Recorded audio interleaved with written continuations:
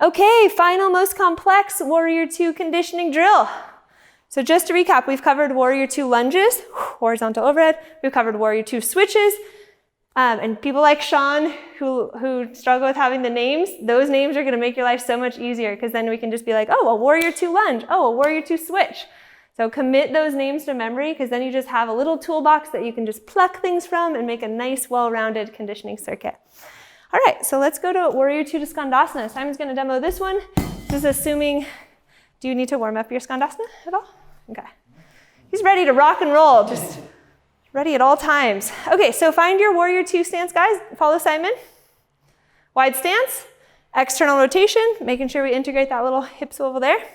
So modified side flag to start with.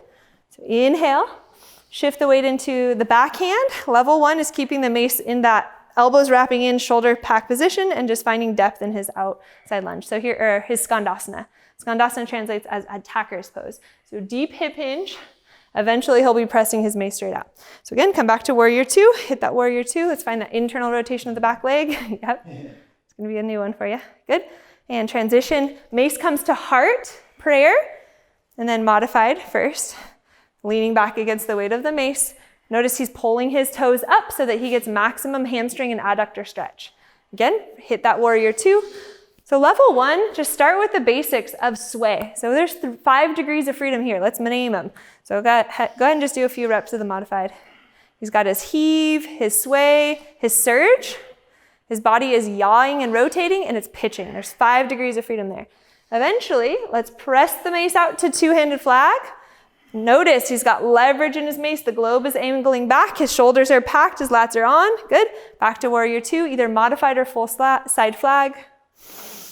Good. And again. When do we breathe? So those of you wondering, how the heck am I going to coach this at home?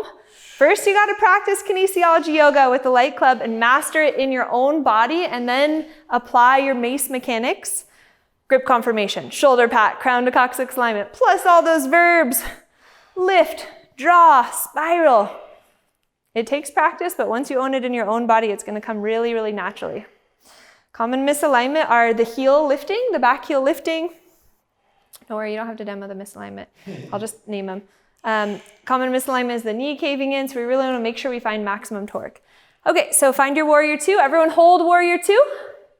Do a Warrior 2 switch. Straighten the front leg, pivot the toes in, to transition your mace to the opposite side. You see how we integrated a conditioning drill as a transition? From here, shift the weight into the back leg, find your hip hinge, body upright, shoulders packed here. Harness the weight in your core. Good. Keep the mace traveling close to your trunk as you extend partially into modified side flag.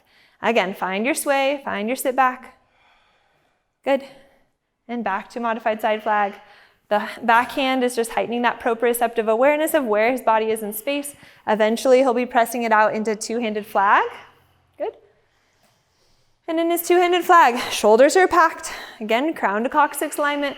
Common misalignment for new people or new practitioners is they'll double up on their wrist in two-handed flag. Always make sure that their wrists are like this, so straight apart. Last two. Good. And last one. Yes. Good.